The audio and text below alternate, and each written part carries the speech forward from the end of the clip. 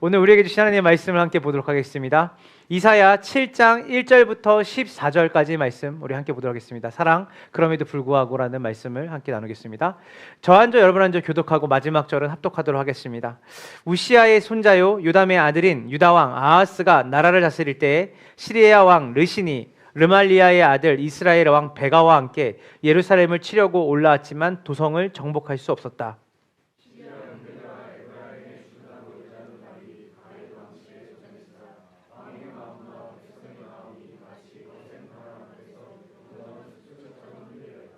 그때 주님께서 이사야에게 말씀하셨다. 너는 너희 아들 수알 야숲을 데리고 가서 아하스를 만나거라. 그가 세탁자의 밭으로 가는 길 윗 못 물 빼는 길 끝에 서 있을 것이다.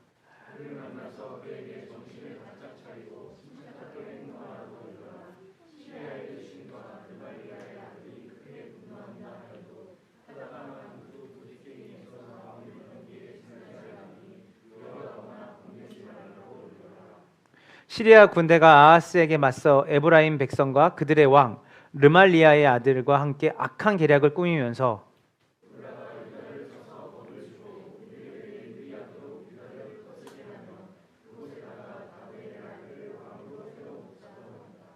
주 하나님께서 말씀하신다. 이 계략은 성공하지 못한다. 절대로 그렇게 되지 못한다.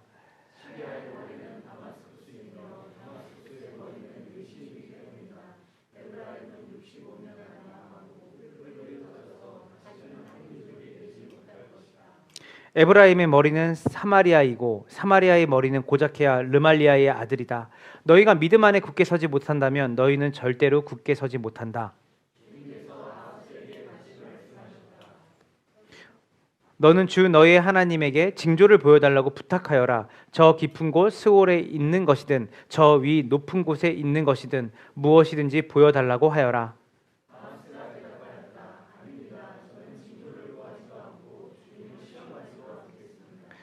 그때 이사야가 말하였다. 다윗 왕실은 들으십시오. 다윗 왕실은 백성의 인내를 시험한 것만으로는 부족하여 이제 하나님의 인내까지 시험해야 하겠습니까? 합독하겠습니다. 그러므로 주님께서 친히 다윗 왕실에 한 징조를 주실 것입니다. 보십시오. 처녀가 잉태하여 아들을 낳을 것이며 그가 그의 이름을 아멘, 아멘입니다. 네, 이제 지금은 은퇴한 이제 국민일보의 종교부 담당 대기자 이태영이라는 분이 있습니다. 이태영이라는 분이 있는데 이분이 한 책을 쓰셨는데 추천합니다. 인생의 가장 소중한 것. 인생의 가장 소중한 것. 그래서 이 책의 제목이 이 책의 내용이 됩니다. 이분이 이제 기자로서 우리나라의 내노라는 지도층들을 한 분 한 분 다 만나요. 뭐 이어령 씨, 김난도 씨 막 등등 다 만나요. 그리고 그분들에게 질문을 합니다. 인생에서 가장 소중한 것은 무엇입니까? 그래서 이 각계각층의 지도층들한테 물어봐요. 그런데 그 책에서 좀 특이점이 하나 있어요. 거기에 유일한 일본 사람이 한 명 그 책에 들어있는데 그분의 이름은 미우라 미스요라는 분입니다. 미우라 미스요. 자, 이 미우라 미스요 딱 들으면 그분이 왜 이 책에 나올까 싶은데 이분의 아내가 유명한 사람입니다. 남편이 유명한 게 아니라 이분의 아내는 누구냐면 미우라 아야코라는 분입니다. 바로 여러분이 잘 아시는 이제 빙점이라는 이 소설을 쓴 작가의 남편이에요. 여기서 이제 미우라 미스유를 통해서 이제 미우라 아야코를 같이 이제 염두에 두고 인터뷰를 한 거죠. 인생에서 가장 소중한 것이 무엇인지. 원래 여러분이 잘 아시는 것처럼 미우라 아야코라고 하는 이 빙점의 작가는 원래 초등학교 선생님이었습니다. 그래서 초등학교 선생님으로 이제 재직을 하다가 24살 때 결핵에 걸려요. 근데 그 결핵을 제때 치유받지 못해서 허리까지 이제 전염이 되죠. 그래서 무려 13년 동안 이제 병원에 입원해 있는데 병원 생활하다가 이 남편 미스유를 만납니다. 만나고 그 미스유와 함께 사랑을 하게 되고 또 거기서 이제 결혼을 약속하고 이제 몸이 회복이 어느 정도 돼서 퇴원을 하게 되죠. 이제 퇴원하고 나서 다시 이제 교사로는 재직할 수 없는 상황이었기 때문에 이제 자그만 동네에서 구멍가게를 이 아야코는 하게 되고 남편은 이 직장 생활을 하게 되면서 둘이 맞벌이 아닌 맞벌이를 하게 됩니다. 근데 이제 이 구멍가게를 이 미스요가 아야코에게 이렇게 차려준 이유는 이제 너무 무리하지 말라고. 근데 이제 또 너 아무 일도 하지 않으면 이 너무 우울하게 살까봐 아내가, 그러니까 아내에 대한 사랑 때문에 사실은 이 가게를 열어준 거죠. 근데 웬걸요? 이 가게가 너무 잘 되는 거예요. 그냥 여유롭게 운영하라고, 우울증 걸리지 말라고 이제 차려줬던 가게가 너무 잘 돼서 남편이 어느 날 퇴근했는데 퇴근하는지도 모르고 장사를 하고 있는 거예요. 그래서 남편이 그거를 무심히 보다가 안 되겠다, 이러면 안 되겠다. 그래서 그날 가게 문을 닫고 이 아약골 앉혀놓고, 여보, 우리 조금 더 인생을 여유롭게 살아봅시다 하면서 했던 행동이 뭐냐면, 가게에서 가장 잘 팔리는 물건을 안 팔기 시작했습니다. 당연히 장사가 안 되겠죠. 그리고 그 여유로운 시간에 이 아야코는 글을 쓰기 시작했어요. 그러다가 때마침 일본의 아사히 신문에서 1천만 엔, 그 당시 엄청난 큰 돈이죠. 1천만 엔이라는 상금을 걸고 소설을 공모한다라는 것을 보게 돼요, 기사에서. 그래서 거기서 응해서 시간을 들여서 한 작품을 씁니다. 그때 이 소설 공모에 이제 응모한 사람들이 730명이었다고 해요. 그러니까 일본 유수의 작가들이 이제 여기에 이제 지원을 한 거죠. 근데 무명의 아야코가 1등으로 뽑혔어요. 그때 뽑혔던 책이 뭐냐면 처녀작입니다. 첫 작품이 빙점이에요. 그 빙점이 대표작이 된 거죠. 근데 그 빙점의 내용은 사실 되게 굉장히 우울해요, 여러분. 우울한데, 근데 그 빙점의 책부터 시작해서 그 다음에 나오는 이 아야코의 모든 책들은 사실은 아야코가 병원에서 13년 동안 입원하면서 기독교를 깊이 만납니다. 예수님을 만나면서 그녀의 책 안에는 진짜 사랑과 진짜 정의가 있는가라고 묻는 그 질문. 근데 사실은 인간의 죄성, 그리고 인간에게 우리가 뭔가 기댈 것이 없다라는 것을 얘기하고, 그러면 누구에게 기댈 것이고 뭐가 정의고 뭐가 사랑인지를 계속해서 되묻는 내용들입니다. 그러면서 이 아야코가 그 아사히 신문에서 1등으로 이 첫 번째 작품이 당첨되면서 일약 스타가 되죠. 그러면서 이제 인터뷰를 하는데 어떻게 이 책을 쓰게 됐냐라고 물었을 때 아야코가 자기 남편한테 모든 공을 돌립니다. 미우라 미스유한테. 저는 제 인생에 있어서, 그 인터뷰 기사예요, 사랑이 가장 소중하다고 느낍니다. 사랑이 가장 소중하다고 생각합니다. 아까 인생에서 가장 소중한 것이 물어봤잖아요. 저와 제 남편 그리고 제 아내는 인생의 사랑이 가장 소중하다고 느낍니다. 그러면서 아야코가 뭐라고 하냐면, 그러면 그 사랑을 그는 이렇게 정의했어요. 그녀는 이렇게 모르겠어요. 사랑은 상대방 위해 자신의 것을 희생하는 것. 그러니까 남편의 희생, 남편의 간호, 그리고 남편이 희생적으로 보였던 그 사랑이 아니었다면 자기는 이 작품을 쓸 수 없다고 그 아사히 신문에 드러냈지만, 실질적으로는 이 아야코는 남편 뒤에 있는 예수님이 보이신 그 사랑까지도 같이 얘기한 셈인 거죠, 사실은. 저는 오늘 이 기쁜 성탄절에 여러분들과 사랑에 대해서 이야기를 하고 싶습니다. 오늘 본문의 내용, 이사야 7장 1절부터 14절 내용, 특별히 여러분은 14절 내용을 가장 많이 여러분들이 성탄절에 들어보셨을 겁니다.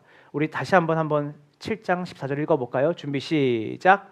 그러므로 주님께서 친히 다윗 응실에 한 징조를 주실 것입니다. 보십시오, 처녀가 잉태하여 아들을 낳을 것이며 그가 그의 이름을, 네, 여러분 이 성경 구절을 여러분은 이사야 7장 14절보다는요 마태복음 1장 23절을 통해서 더 많이 접했을 거예요. 한번 읽어볼까요? 마태복음 1장 23절입니다. 준비, 네, 제가 읽을게요. 보라, 처녀가 잉태하여 아들을 낳을 것이요 그의 이름은 임마누엘이라 하리라 하셨으니 이를 번역한즉 하나님이 우리와 함께 계시다 함이라. 마태복음 1장에서 예수님이 메시아다, 예수님이 구원자다라고 하는 근거 어디서 찾았냐면 바로 이사야 7장 14절에 처녀가 잉태하여 아들을 낳으리니 그 분이 바로 메시아고 구원자시다. 그것을 마태복음 1장 24절에 반복적으로 구약에 있는 것들을 가져와서 그 메시아가 바로 오늘날 마리아의 몸에서 태어난 예수님이시라고 말하는 결정적인 증거로 채택한 게 이사야 7장 14절입니다. 그래서 사실 우리는 이사야 7장 14절의 내용을 알지 못하고 마태복음 1장 23절을 통해서 우리는 그 마리아로부터 시작되는 예수님에 대한 이야기로 우리는 이 본문의 구절을 익숙하게 들었을 겁니다. 그런데요, 그 부분을 읽기 전에 왜 이 처녀가 잉타하여 아들을 낳으리니 그의 이름은 임마누엘이라 했다는 이 말이 이사야서 7장에 어떤 맥락에서 이 말이 나왔는지를 알아야 마태복음 1장 23절에 예수님이 이 땅에 오신 것이 얼마나 크고 놀라운 사건인지를 이해할 수 있어요. 그래서 이 말씀의 전후 배경이 중요해요. 어떻게 이 말씀이 나왔지? 처녀가 잉타하여 아들을 낳으리니 그 이름을 임마누엘이라 할 것이다. 이거 모르는 사람 없어요. 근데 이 성구가 나오는 전후의 맥락 안에서 이 성구를 이해를 해야 이것이 더 깊이 있게 우리 가운데 이해될 수 있다는 거예요.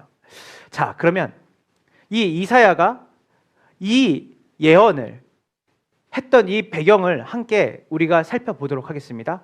본문 7장 1절 함께 다 같이 보도록 하겠습니다. 준비, 시작. 우시아의 손자요 요담의 아들인 유다왕 르신이 르말리아의 아들 이스라엘 왕 베가와 함께 예루살렘을 치려고 올라왔지만 도성을 정복할 수 없었다. 자, 7장 1절 멈춰주세요.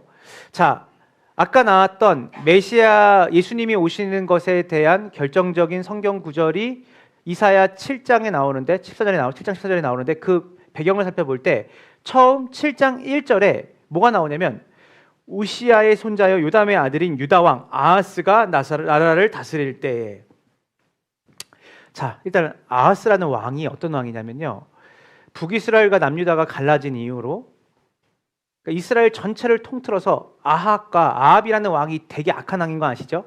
그 아합과 랭킹 1, 2위를 다툴 정도로 가장 하나님 앞에 반역하고 하나님 앞에 대적했던 왕이 누구냐면 아하스예요. 그 아하스 왕 때에 어떤 일이 벌어지냐면 남유다와 북이스라엘이 갈라지고 나서 서로 적대 관계에 있었거든요.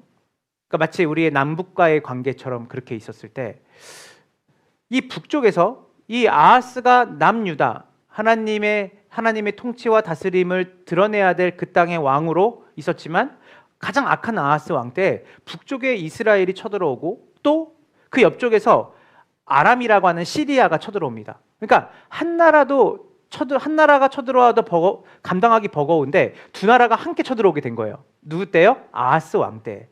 자, 그럼 여러분 한번 이제 이 정치적으로 한번 생각해 보세요. 우리가 국제적으로 생각해 보면 이 두 나라가 협공할 때는 이유가 있었겠죠. 그러니까 우리가 딱 봤을 때 이해관계가 얽혀 있잖아요, 국제 정세는. 그래서 우리가 딱 볼 때 어떻게 북이스라엘하고 아람하고 시리아하고 같이 연합해서 남유다를 공격할 수 있을까? 뭐가 맞아서? 그래서 우리가 항상 국제 정세를 볼 때 우리는 항상 정치 이해관계를 따지는데요. 근데 성경은 왜 북이스라엘과 이 시리아라거나 아람이 함께 남유다를 공격했는지에 대해서 우리가 익히하는 물질 문제인가? 무역 문제인가? 아니면 어떤 땅 따먹기에 힘 있는 자들이 같이 힘을 모아서 저 땅에 있는 자원의 그 이슈를 빼앗기 위해서 선점하기 전쟁하는 것일까? 라고 생각할 수 있지만 성경은 이 두 나라가 협공해서 쳐들어오는 문제를 명확하게 우리에게 이야기를 해줍니다. 자, 역대하 28장 1절부터 5절입니다. 자, 준비 시작. 아하스가 왕이 되었을 때 그는 예루살렘에서 16해 동안에 다스렸다. 그러나 그는 주님께서 보시기에 올바른 일을 하지 않았다. 그는 그의 조상 다윗이 한 대로 하지 않았다. 오히려 그는 이스라엘 왕들이 걸어간 길을 걸어갔고 심지어 바알 신상들을 부어 만들기까지 하였다. 흰놈의 아들 골짜기에서 분향을 하고 자기의 아들을 불에 태워 제물로 바쳤다. 이것은 주님께서 이스라엘 자손이 보는 앞에서 쫓아내신 이방 민족들의 역겨운 풍속을 본받는 행위였다. 그는 직접 모든 푸른 나무 아래에서 제물을 잡아 이방 신에게 제사를 지내고 분향하였다. 그리하여 주 그의 하나님께서 그를 시리아의 왕의 손에 넘기시니 여기서 시리아는 아람입니다. 시리아의 왕이 그를 치고 그의 군대를 많이 사로잡아 다마스쿠스로 이끌고 갔다. 이스라엘 왕이 그를 크게 쳐서 수많은 사람들을 죽였다. 자, 여러분 얼핏 보면 어떤 정치의 이해관계 때문에 이 두 나라가 연합해서 남유다를 공격한 것 같지만 하나님께서 5절을 보면 그를 누구의 왕의 손에 넘기셨죠? 네, 이 전쟁은 누가 일으키신 거예요? 하나님이 일으키신 거예요. 그 아하스에게 남유다를 대표하는 왕이죠. 남유다를 대표하는 그 아하스를 하나님이 뭐 하냐면서 징계하시는 거예요. 아하스는 하나님을 섬겨야 돼서 하나님을 섬겨야 될 마땅한 그 유다 땅을 바알을 섬기고 인신제사를 드리게 하고 모든 좋은 명소들을 다 분양하는 것, 제사를 드리는 것, 우상의 제사를 드리는 것을 바꾸는 왕이었어요. 그래서 하나님께서는 징계의 도구를 어디를 삼아서? 시리아와 북이스라엘을 삼아서 침략을 당하게 하시는 거죠. 하나님은 잘못하면 매를 드십니다. 그러나 이것은 여러분을 죽이려고 하는 매가 아니라 징계입니다. 자녀로 여러분들을 세우시기 위한 하나님의 징계죠. 이때 이사야 선지자가 찾아갑니다. 이 7장 내용이에요. 이사야 선지자가 찾아가요. 그러면서 뭐라고 말하냐면 이렇게 얘기합니다. 왕이시여 하나님께 구하고 돌이키소서. 이 전쟁이 북이스라엘과 아람의 시리아에 쳐들어오는 전쟁 같지만 이 전쟁의 주권이 누구한테 있어요? 하나님께 있어요. 이때는 정확하게 아하스가 범죄한 것 때문에 이스라엘 남유다가 범죄한 것 때문에 하나님이 이 전쟁을 일으켰다는 걸 명확히 알았어요. 하나님의 뜻을 따라 살지 않은 이 남유다를 하나님께서 징계하시는 것으로 지금 전쟁이 일어났으니까 왕이시여 회개하세요. 그리고 하나님께 돌아가세요. 자, 그러면 여기에 대한 반응이 뭘까요? 지금 이 무서운 전쟁이 일어나는 거예요. 그럼 여러분 같으면 어떻게 하겠어요? 하나님께 돌아가서 두 손 들겠죠. 그런데 아하스가 거절해요. 싫다고 해요. 여러분 너무 웃기지 않아요? 그러니까 그만큼 하나님과 멀리 떨어져 있었던 거예요. 아하스가 거절해요. 그러면 이제 여러분 잘 생각해 보세요. 그러면 여러분 우리가 자녀를 키울 때 너무 자녀가 악한 행위를 해서 너 그거 하지 말아라, 그거 하지 말아라 하는데 계속해. 그럼 어떻게 해요? 이제 혼내요. 두 손 들고 서 있어라. 자, 근데 이렇게 얘기해요. 손 많이 아프지? 너 지금 다시는 그런 행동하지 않겠다고 말하면 엄마가 손 내리게 해줄게. 근데 얘가 이러는 거예요. 싫어요. 계속 할 거예요. 저는 안 할 건데요. 계속 할 건데요. 이렇게. 그럼 어떻게 하겠어요, 여러분이? 그냥 손 들고 있게 하진 않죠. 더 큰 벌로 가지 않겠어요? 그런데 아하스가 거절을 해요. 근데 더 큰 징벌이 이루어져야 되는데 하나님의 말씀이 뭐냐면 처녀가 아들을 낳으리니 그를 임마누엘이라 하리라. 이거 약간 이상한 말이에요. 그러니까 더 큰 징계가 내려져야 되는 상황인데 여기에 뭘 하냐면 임마누엘 하나님에 대한 얘기를 하는 거예요. 제멋대로 사는 아하스, 남유다. 그러니까 이렇게 되면 너는 멸망해라. 멸망해야 이대로 죽을 것이다. 그게 벌이 되어야 되는데 오히려 하나님께서는 아들을 낳으리니 그를 임마누엘이라 하리라고 하셨다는 거예요. 여기서 여러분 중요한 것은 여기서 말하는 임마누엘이라고 하는 단어예요. 여러분 하나님의 칭호가 구약에 많이 나오거든요. 엘로힘, 엘샤다이, 그리고 엘로이, 그리고 오늘 임마누엘. 근데 이 엘이라고 하는 말이 공통적으로 다 붙어요, 단어가. 근데 이 엘이라는 단어는 전능한 능력을 가진 하나님이라는 뜻이에요. 임마누엘은 뭐냐면 전능하신 하나님이 우리와 함께 계신다는 의미예요. 여러분 악하고 범죄하고 하나님을 떠나고 하나님이 돌아오라고 해도 말 지겹게도 안 듣는 아하스를 하나님이 떠나셔야 되고 징벌하셔야 되고 심판하셔야 되는데 뭐냐면 나는 말 안 들을 거예요. 나는 계속 그 행동할 거예요. 그런데 뭐라고 하냐면 그래 너는 그런 행동해라. 그렇지만 처녀가 아들을 잉태하리니 임마누엘이라 하리라. 나는 너와 함께 있을 거다. 이 제멋대로 이 범죄하는 아하스와 남유다와 너와 함께 하겠다고 하나님 말씀하시는 거예요. 이상하죠? 그러니까 우리는 여기서 뭘 보냐면 납득할 수 없는 하나님을 보게 되는 거예요. 주님이 이사야 7장 4절을 우리 다 같이 함께 봅시다. 준비. 이사야에게 그에게 전하를 말하라는 거예요. 시작. 그를 만나서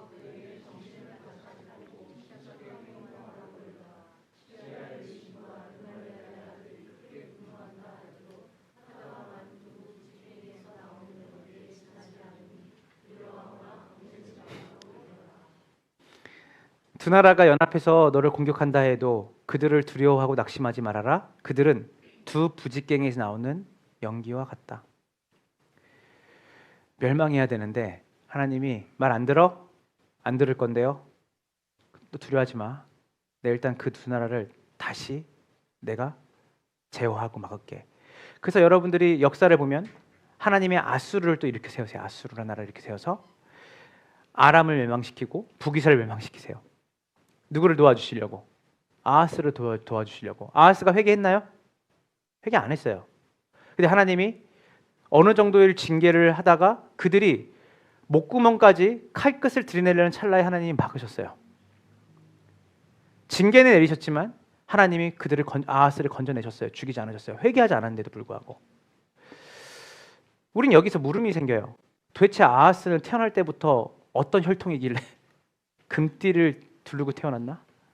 어떻게 이렇게 호의를 받는 거지? 페이버를 받는 거지? 자, 답을 이제 알려드릴게요. 아하스는 어떻게 이렇게 회개도 안 하고 이렇게 하나님께 돌아오지도 않고 나쁜 짓은 온갖 다 하는데 하나님이 이를 죽이지 않으시고 이 멸망시키지 않으셨을까? 이 답이 마태복음 1장 9절에 있습니다. 우리 다 같이 읽어볼게요. 준비 시작. 유담은 아하스를 낳고 아하스는 히스기야를 낳고. 자, 마태복음 1장에 나오는 이 족보는 누구의 족보냐면 바로 예수 그리스도의 족보예요. 여기에 누가 들어가 있죠? 아하스가 들어가 있어요. 제가 얼마 전에 한 이제 목사님, 선교사님들하고 같이 책을 보고 공부하는 시간이 있었는데 그때 이제 마태복음을 잠깐 공부하는데 이 1장의 족보에 대한 얘기가 나오는데 이 족보가 모순투성인 거예요. 여러분 원래 우리는 맑은 물에서는 맑은 물고기가 살아야 되잖아요. 그죠? 근데 마태복음을 1장을 보면 예수님이라는 분이 얼마나 깨끗하고 거룩하신 분이에요. 그죠? 하나님이신 그분이 오신 그 족보를 보니까 그 족보에 깨끗한 사람들이 있어야 되는데 깨끗한 사람들만 있는 게 아니에요. 바로 아하스가 거기 들어가 있고요. 누가 들어있냐면 다윗이 들어가 있어요. 여러분 다윗은 어떤 사람이죠? 다윗은 위대한 성군이 아니에요. 다윗은 살인한 사람이고요. 간음한 사람이에요. 거기에 누가 있어요? 기생 라합이 있어요. 여러분 라합은 언어적으로 라합은 그냥 거기서 유흥거리를 지었던 사람이 아니라 자기의 몸을 성으로 팔았던 사람이에요.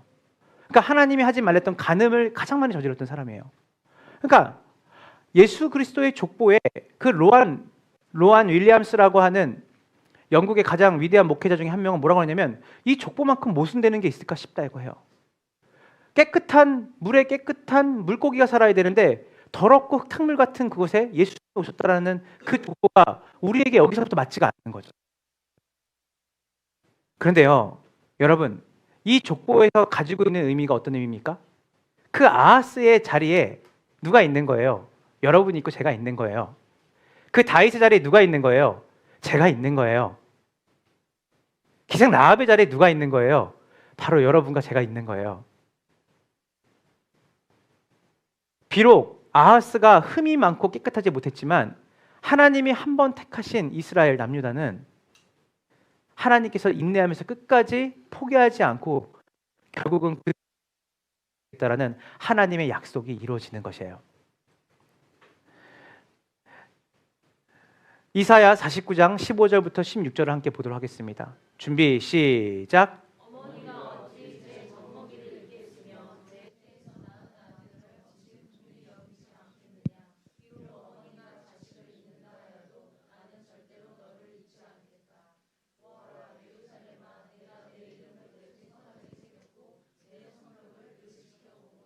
자, 이 이사야서의 내용은 여러분이 이제 이사야서 이제 제2기 이사야서가 있습니다. 제2 이사야서. 이사야서 66장까지 있잖아요.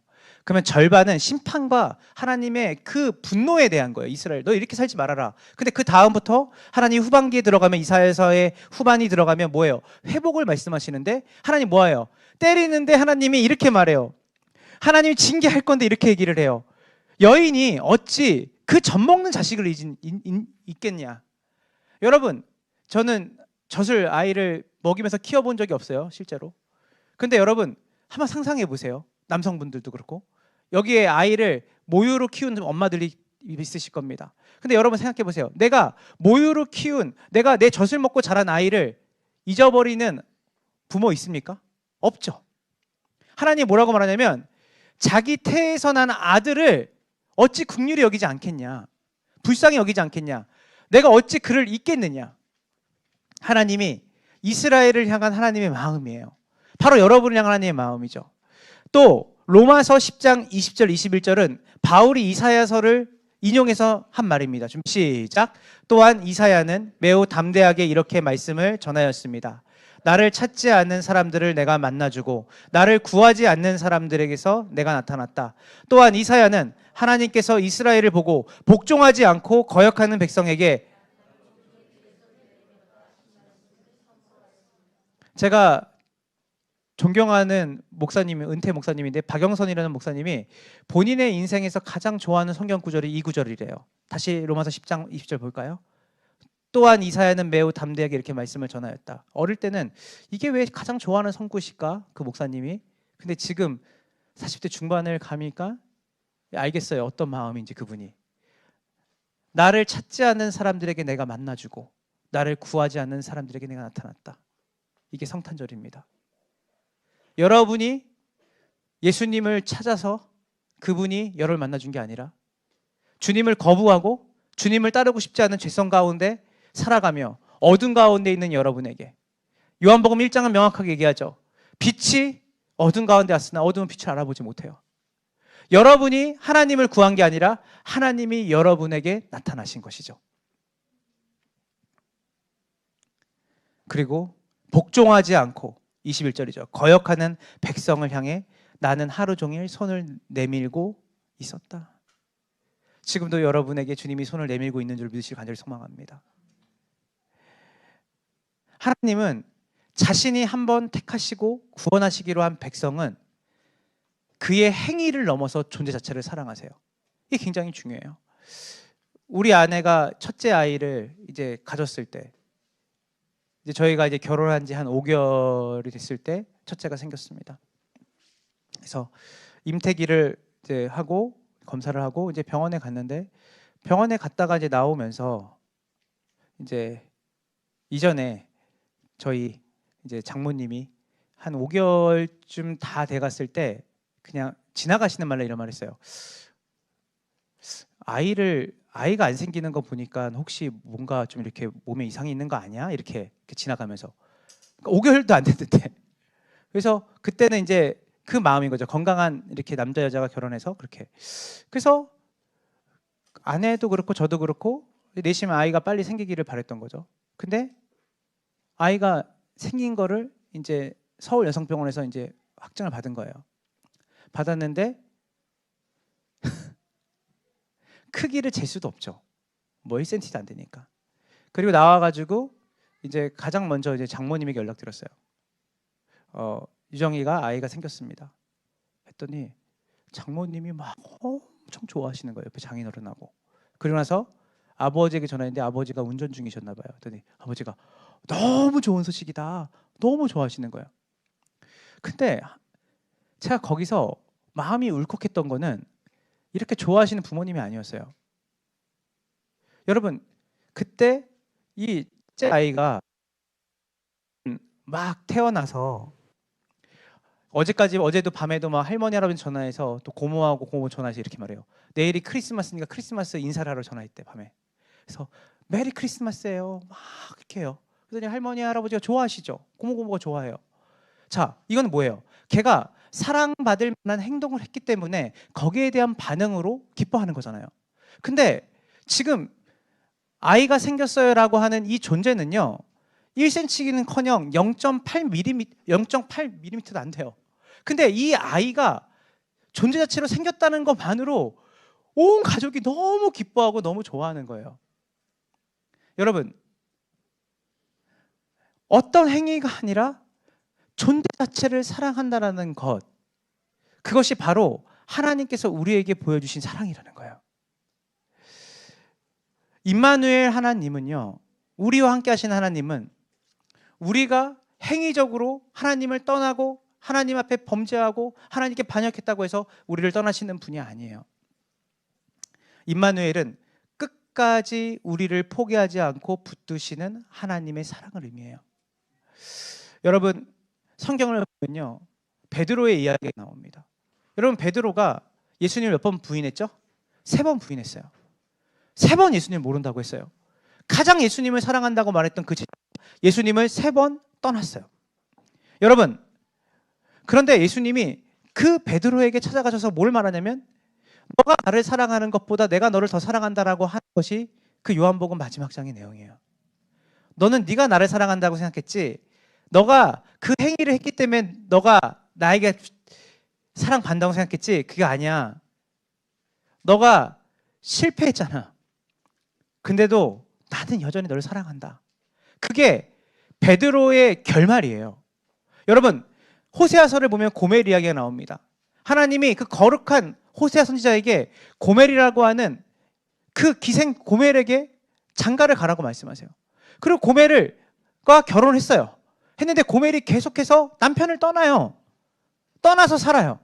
근데도 하나님께서 호세아에게 뭐라고 말하냐면, 엄청난 빚을 지고 다른 남자에게 붙잡혀 있던 고멜을 그 빚을 갚아주고 데려오라고 해요.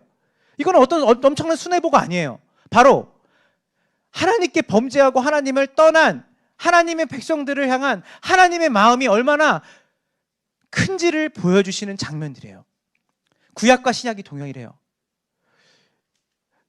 여러분, 왜 아하스는 세상을 따라갔을까요?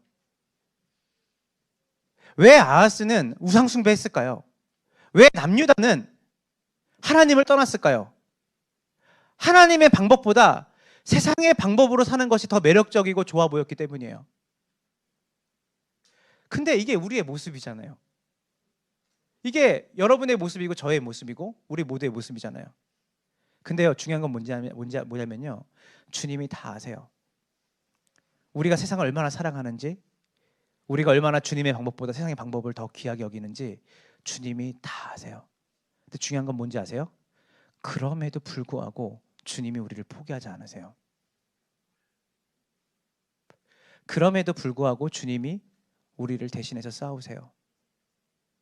아하스가 아람과 북이스라엘과 싸운 게 아니라 주님이 거기까지 해라라고 멈추셨어요. 그 두 나라가 멸망시킬 뻔했거든요. 남유다를. 주님이 조용히 선을 그셨어요. 여기까지 징계. 우리가 세상보다 하나님을 더 사랑해서 이 자리에 앉아 있어서 여러분 이 자리에 있는 겁니까? 성경은 명확히 말하죠. 고멜처럼 매일같이 하나님의 품을 떠나 살아가는 우리의 삶, 베드로처럼 하루에 작고 큰 일로 수십 번씩이나 주님 모른다고 말하는 우리의 삶의 여러 가지의 일들, 우리가 주님을 찾은 게 아니라 주님이 갈릴리 바닷가로 베드로를 찾아가시고, 고멜이 다시 돌아온 게 아니라 고멜을 찾으러 가셨던 호세아처럼 주님이 우리를 끝까지 포기하시지 않고 붙들고 우리를 붙들고 이곳까지 인도하셨는지를 믿으시기를 간절히 소망합니다. 말씀을 마치려고 합니다. 수년 전에 중국 스완성에 한 10몇 년 됐어요. 스완성에 대지진이 있었습니다. 대지진 다 잘 아실 겁니다. 엄청난 큰 지진이었죠. 그때 지금도 제가 어저께 그 네이버 검색을 해보니까 그 처참한 현장의 이미지가 그대로 있습니다. 근데 그때 우리의 마음을 되저미게 하는 하나의 스토리가 하나 있는데, 생후 10개월 된 아기야 어머니가 건물 구조물에 깔려서 지진 때문에 깔려서 그 안에 매몰된 사건이 있었습니다. 근데 매몰된 지 거의 열흘이 넘었는데 구조가 됐는데 어머니는 이미 지진 때문에 건물 위에 그 잔해가 떨어지면서 어머니의 허리가 두동강이 났어요. 이미 엄마가 바로 직사했는데, 사람이 보통 그냥 직사라고 하면 바로 죽는지 아는데 바로 죽지 않았던 거예요. 어머니가. 저는 모르겠어요. 인체의 신비겠죠. 어머니가 거기 그것을 기사를 낸 거 보니까 그 엄마가 자기가 딱 떨어지면서 건물이 무너지면서 가장 먼저 아이를 품고 자기의 허리가 잘렸다는 걸 인식하는 순간에 아이의 입을 자기 젖에 물린 거예요. 구조될 동안 아이가 잠시 잠깐 살아있는 생존 본능이었겠죠. 그래서 구조를 했는데 열흘이 넘었는데 당연히 엄마는 죽어 있었고 그 아이가 살아 있는데 그 아이가 그 모습 그대로, 그 자네가 떨어질 때 엄마가 떨어지면서 엄마의 허리가 끊기고 나서 엄마가 했던 행동 그대로, 그 모습 그대로 보존이 돼 있는 거예요. 애가 살아 있는데 아이가 엄마 젖을 물고 있었던 거예요. 엄마는 죽어 있었고, 엄마는 죽었지만 아이는 살아 있었어요. 자신이 죽어도 자신이 사랑하는 사람을 끝까지 포기하지 않는 거죠. 아까 미스요가 아야코가 내가 이 빙점을 쓰면서 인생에서 가장 소중한 것이 뭐라고 생각하십니까? 할 때 사랑이죠. 자기를 전부를 내어서 누군가를 살리려고 하는 사랑. 아야코는 미스요를 얘기한 것 같지만 사실은 병원에서 결에 걸려 죽을 수밖에 없었던 자신의 삶 가운데 자신의 죄와 몸의 고통 속에서 극명하게 그는 마주했을 겁니다. 그때 기독교의 복음을 받아들였고 자신의 전부를 내어주고 자신을 살리신 그리스도의 사랑을 남편을 통해서 보게 된 거죠. 저는 구원의 개념이 단순히 속죄의 개념이 아니라고 생각합니다. 내 죄를 씻으신 예수님, 그건 너무 편협한 결론이에요. 구원은 사랑입니다. 구원은 더 깊은 내용이에요. 하나님이 세상을 이처럼 사랑하사 우리가 죄인 되었을 때 자신의 아들을 우리를 위해 내어줌으로써 우리를 향한 하나님의 사랑을 확증하셨느니라. 오늘 우리가 이 성탄절을 맞이해서 세상은 캐롤을 부르고 우리도 캐롤을 부를 수 있죠. 기뻐할 수 있어요. 그러나 왜 기뻐해야 되는지도 모르고 기뻐하는 것만큼 어리석은 일은 없는 것 같습니다. 그리고 우리가 매년 마주하는 이 성탄절에 우리가 무엇을 예배해야 되는지 모르고 이 예배를 드리는 것만큼 어리석은 건 없는 것 같습니다.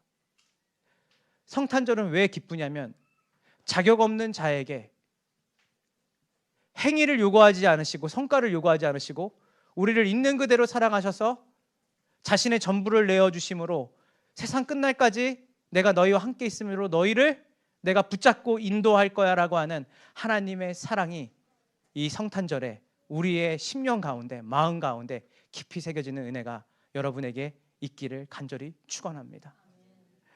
이 시간 우리 함께 찬양하고 우리 기도하고 마칠 텐데요.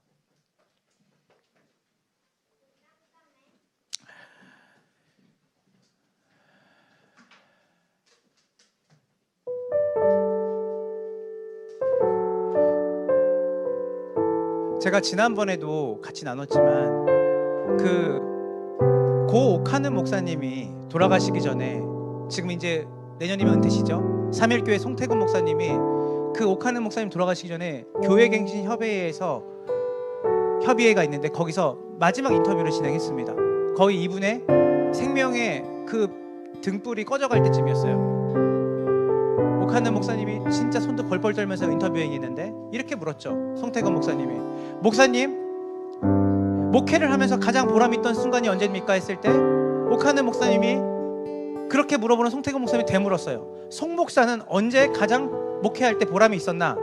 했는데 송태근 목사님이 이렇게 말했어요. 목사님, 그럼 제가 먼저 대답하겠습니다. 저는 제가 열심히 말씀을 가르치고 말씀을 전하고 제가 하나님 말씀을 가르쳐서 성도들이 그 말씀을 통해 변화받는 것을 볼 때 저는 가장 목회의 보람을 느꼈습니다. 100이면 100 다 그렇게 대답하지 않겠어요? 목회자로서. 근데 오카는 목사님 이렇게 말했어요. 아니 나는 송 목사 나는 달라. 나는 그렇지 않아. 그때 송태근 목사님이 물었어요. 그럼 어떨 때 목사님은 가장 보람을 느낍니까? 나는 나같이 자격 없는 자에게 하나님이 은혜를 주셔서 하나님을 섬길 수 있는 자리를 내어주신 것에 대해서 너무 보람을 느끼고 감사한다네. 우리가 주님을 찾은 바 되어서 주님이 찾은 바가 된 것이 아니라 우리가 주님을 구해서 주님이 우리 앞에 계신 게 아니라 주님이 우리 가운데 오셨고 주님이 우리 가운데 찾아오셔서 우리의 존재를 사랑받는 존재, 주님이 우리의 존재를 하나님의 은혜를 누리는 존재로 주님이 우리의 정체성을 바꾸셨습니다. 저는 오늘 여러분에게 정말 하나님의 은혜가 머물기를 원합니다.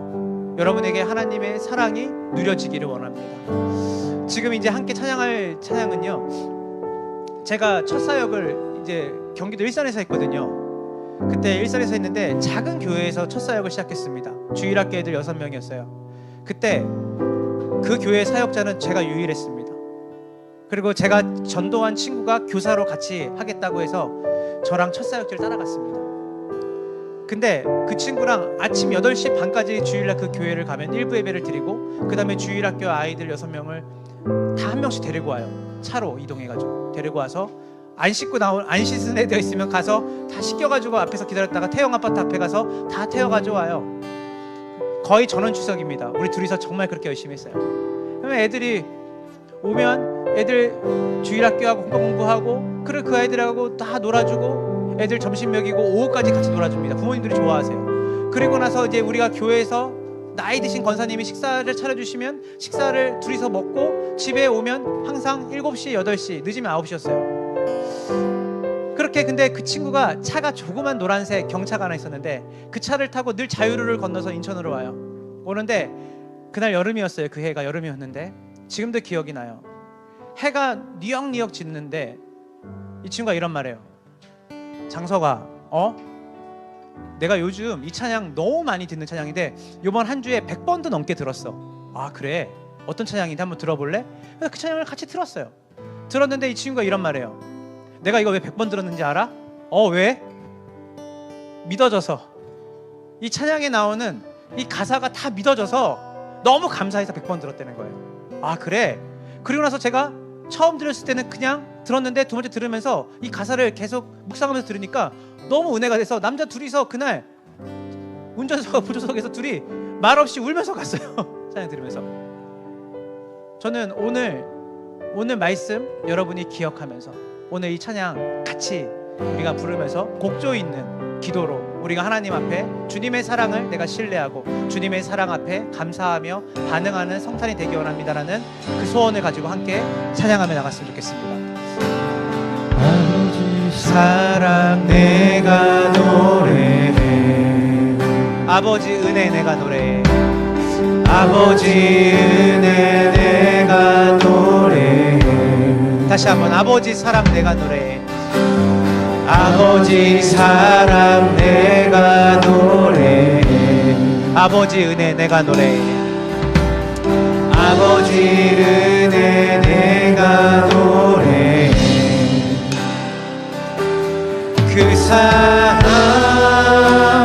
변함없으신 거짓 없으신 성실하신 그 사랑, 상한 갈 때 꺾지 않으시는, 상한 갈 때 꺾지 않으시는, 꺼져가는 등불 끄지 않는, 꺼져가는 등불 끄지 않는, 다시 한번 상한 갈 때 꺾지 않으시는, 상한 갈 때 꺾지 않으시는, 아하스처럼 꺼져가는 등불 끄지 않으시는, 꺼져가는 등불 끄지 않는 그 사랑, 그 사랑 변함없으신 거짓 없으신 성실하신 그 사랑, 사랑, 사랑, 그 사랑 날 위해 주신, 날 위해 다시 사신 예수 그리스도, 다시 오실 그 사랑, 죽음도 생명도 천사도 하늘의 어떤 권세도 끊을 수 없는 영원한 그 사랑 예수. 아버지 사랑 내가 노래해, 아버지 사랑 내가 노래해, 아버지 은혜 내가 노래해, 아버지 은혜 내가 노래해. 그 사랑, 그 사랑 변함없으신 거짓 없으신 성실하신 그 사랑, 상한 갈 때, 상한 갈 때 꺾지 않으시는, 고멜과 같이 꺼져가는 등불, 꺼져가는 등불 끄지, 다시 한번 다윗처럼 상한 갈 때 꺾지 않으시는, 상한 갈 때 꺾지 않으시는 우리의 죄된 삶 가운데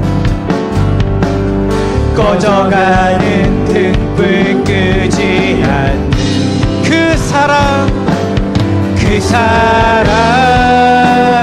변함없으신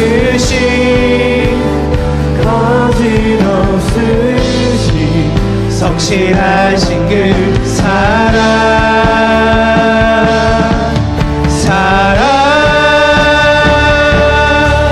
그 사랑 날 위해 죽으신 날 위해 다시 사신 예수 그리스도 다시 오실 그 사랑 죽음도 생명도 천사도 하늘의 어떤 권세도 끊을 수 없는 영원한 그 사랑 예수 그 사랑 그 사랑 날 위해 죽으신 날 위해 다시 사신 예수 그리스도 다시 오실 그 사랑 죽음도 생명도 천사도 하늘의 어떤 권세도 끊을 수 없는 영원한 그 사랑 예수 우리 목소리로 그 사랑 날 위해 죽으신 날 위해 다시 사신 예수 그리스도 다시 오실 그 사랑 죽음도 생명도 천사도 하늘의 어떤 권세도 끊을 수 없는 영원한 그 사랑 예수. 기도의 성자라고 부르는 E.M. 바운즈는 이렇게 얘기했어요. 기도를 하러 나아갈 때, 하나님 만날 때 가장 중요한 마음의 태도는 뭐냐면, 주님이 나를 존재 자체로 사랑하시지, 그것을 아는 게 중요하다고 했어요. 여러분 그거 아세요? 회개도 두려움 때문에 하는 게 아닙니다. 사랑이 회개를 하게 만들어요.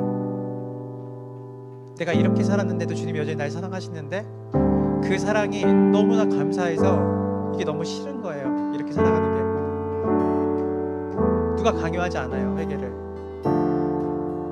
여러분, 우리가 지난 한 해를 돌아봤을 때, 이 성탄을 맞이하는 이 해가 올 때, 이 날이 올 때까지 우리가 얼마나 하나님 앞에 정말 눈 뜨고는 보지 못할 생각들과 마음, 미움, 시기, 교만, 우리 안에 얼마나 많은 사람들을 비난하고 또는 내 자신의 그 죄책 때문에 시달리며 살았습니까? 오늘 이 시간 주님이 말씀하세요. 스잔성의 그 어미가 젖을 몰리고 아들을 위해 죽었던 것은 내 사랑이다. 나는 죽고 너는 살아야 된다. 아하스야, 너는 가장 악한 왕이 맞다. 그러나 내가 너를 선택했다. 너의 행위가 아니다. 너를 통해서 내 아들 예수 그리스도가 올 거다. 그건 너의 선택이 아니다. 너가 날 찾은 바가 된 게 아니라 내가 너한테 찾은 바가 되었고, 너가 나를 구한 게 아니라 내가 너를 만나러 왔다. 마태복음의 족보는 모순투성입니다. 어떻게 주님이 이 죄 많은 사람들 틈새 왔지? 그게 구원이기 때문이에요. 어둠 가운데 한 빛이 비쳤습니다. 그게 성탄이에요. 그 한가운데 세상 가운데, 죄로 가득한 세상 가운데 빛이 왔습니다. 세상은 그 빛을 몰라봤어요. 왜냐면 어둠은 빛을 볼 눈이 없었어요. 그러나 그 빛은 명확하게 어둠 가운데 오셔서 빛의 부재인 어둠을 떠나보내시고 우리 가운데 참된 구원을 말씀하셨습니다. 세상 끝날까지 내가 너희와 항상 영원히 함께 있겠다. 나는 알파 오메가다. 지독한 사랑이죠. 주님의 그 지독한 사랑이 오늘 우리 가운데 부어졌으니 우리의 행위가 아니라 존재 자체로 우리를 사랑하시는 그 하나님의 사랑을 우리가 받아들이지 못할 때 율법주의로 갑니다. 받아들이지 못할 때 우리 안에 행위로 주님을 만족시키려는 것을 해요. 오늘 이 시간 주님, 내 존재만으로 나를 사랑하신 주님의 사랑이 제 안에 머무는 기쁜 성탄절이 되기를 원합니다. 한 번 더 경험해 보지 못한 그 사랑이 내 안에 누려지고, 그 사랑을 알았다고 했지만 그 사랑이 지식으로 머물렀다면 오늘 그 사랑이 내 전인격을 사로잡고 다시 한번 그 사랑 앞에 머물게 하는 은혜가 이 성탄절에 우리 가운데, 내 자신에게, 우리 가정 가운데 있기를 원합니다. 우리 이 시간 다 같이 주님 앞에 그렇게 그 사랑 앞에 머물 수 있도록, 그 사랑을 받아들이고 그 사랑을 누릴 수 있는 우리 자신이 되어지고 우리 가정이 되어지도록 이 시간 다 같이 주님 앞에 기도하며 나아가세요. 하나님 감사합니다. 주님 이 시간 우리 안에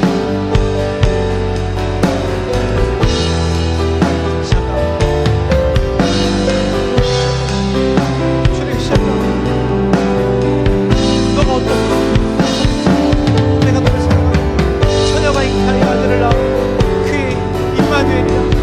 하나님, 너가 나를 버려 내가 너를 버리지 않겠다. 너가 나를 포기해 내가 너를 포기하지 않겠다. 내가 너를 통해서 내 이름 주님의 열심, 주님의 오늘 이 시간 우리 형이 요즘하시고 아스와 같이 세상의 몸이 덩치에 놓은 하나님을 떠난 것처럼 끝까지 우리를 지켜주시겠습니다.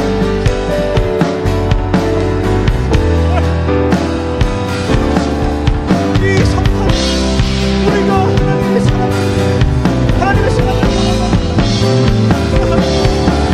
우리를 사랑하시고 우리의 존재를 드시는 내가 임마누엘이다. 내가 강한 능력으로 그 사랑으로 내가 너를 붙들고 너를 주역하고 너를 인도하겠다. 내 신의 아들이 너를 대하지 못할 것이다. 아람이 너를 대하지 못할 것이다. 걱정 마라. 두려워 마라. 내가 너를 붙들겠다.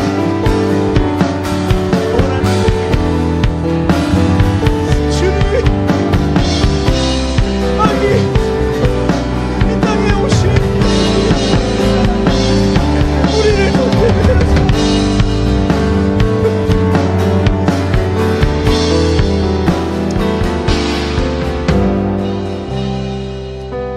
우리 이 시간 우리 마지막으로 함께 기도할 때 우리가 그 사랑을 누리고 받은 존재라면 마땅히 그 사랑이 우리를 통해 우리의 가족들에게, 우리의 주변에 흘러가는 것이 마땅하죠. 이 시간 하나님, 우리의 삶을 통해서 사랑받은 존재로, 우리의 존재 자체로 우리를 사랑하신 그 사랑의 그 넘침이, 그것이 넘쳐 흘러서 하나님 내 가족들에게, 내 주변의 이웃들에게 흘러갈 수 있게 원합니다. 주님, 연말이 얼마 남지 않았습니다.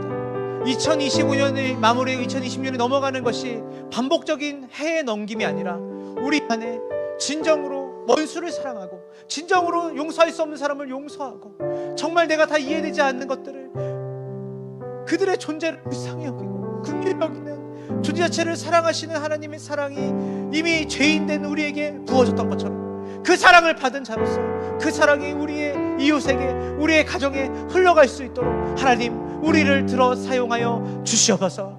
우리 이 시간, 이 연말에 하나님의 그 사랑이 우리를 통해 넘쳐 흘러 우리의 가족들과 이웃들에게 흘러갈 수 있도록 하나님 우리를 그 통로로 사용해달라고, 우리 이 시간 다같이 마지막으로 그 사랑의 통로로, 그 사랑을 받은 자로 주님의 맡기신 사명을 감당하도록 하나님 우리를 사용해달라고, 우리의 마음을 변화시켜달라고 이 시간 다같이 주여 일차 기도하며 주께 나아갑시다. 주여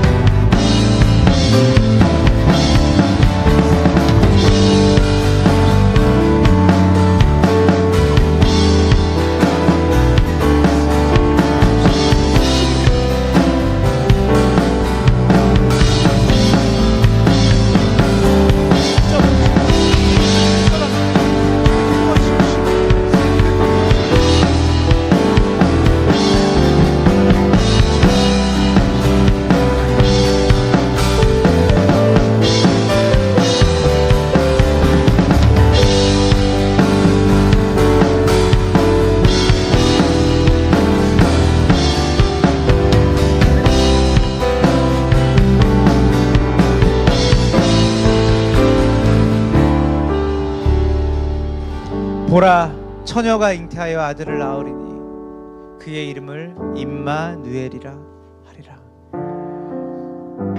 권능의 하나님, 능력의 하나님, 그 하나님께서 세상 끝날까지 우리를 포기하지 않으시고 사랑으로 붙들고 가신다라고 하는 그 놀라우신 하나님의 사랑이 예수 그리스도를 이 땅에 오게 하시고 우리를 구원하신 놀라운 은혜를 허락하신 줄 믿습니다. 하나님, 복된 성탄절입니다. 1년에 한 번 이벤트처럼 드리는 예배가 아니라 우리에게 주신 사랑을 깊이 생각하고 그 사랑을 누림에서 끝나는 것이 아니라 전하는 자로, 또한 그것을 형식적으로 전하는 자가 아니라 진정한 누림을 통해 전하는 자로 우리가 이 깊은 성탄절을 의미 있게 깊은 묵상과 함께 보내기를 원합니다. 또한 우리를 통해 이 연말에 주님께서 이 땅에 오신 그 성탄의 의미가 우리의 가족들과 이 주변의 이웃들에게 전해지는 복된 복음의 기쁜 소식의 증거가 되기를 원합니다. 주님, 그 일에 우리 검단 함께하는 게 모든 성도들을 사용하여 주시옵소서. 지금은 우리 구주 예수 그리스도의 은혜와 아버지 하나님의 크신 사랑과 성령 하나님의 교통하심이 사랑, 그럼에도 불구하고 우리에게 보이셨던 하나님의 놀라우신 그 구원의 은혜를 기억하며 그 은혜와 사랑을 깊이 누리며 그 누리고 그것을 또한 전하고자 결단하며 기도한 이곳에 모인 주의 몸된 교회 성도들에게 지금으로부터 영원까지 함께 있을지어다.